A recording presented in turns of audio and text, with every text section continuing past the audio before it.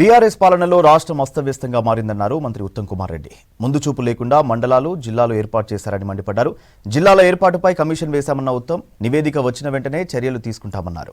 సూర్యాపేట జిల్లా గరిడేపల్లి మండలం పొనుగోడులో పూర్వ విద్యార్థుల ఆత్మీయ సమ్మేళనంలో పాల్గొన్నారు మంత్రి ఉత్తమ్.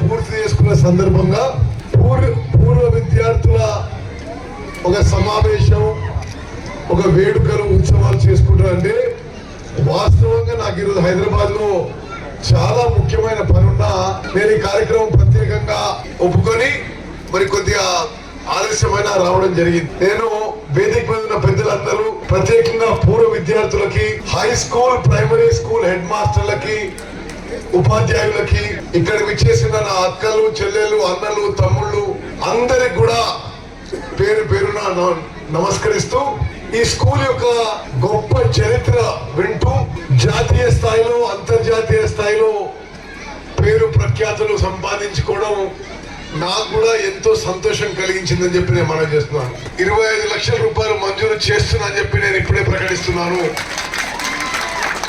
అదేవిధంగా మీ లైబ్రరీ డెవలప్మెంట్ కి, లైబ్రరీ ఈ కాంపౌండ్ లో ఉంటారు, బయట ఉంటుందా?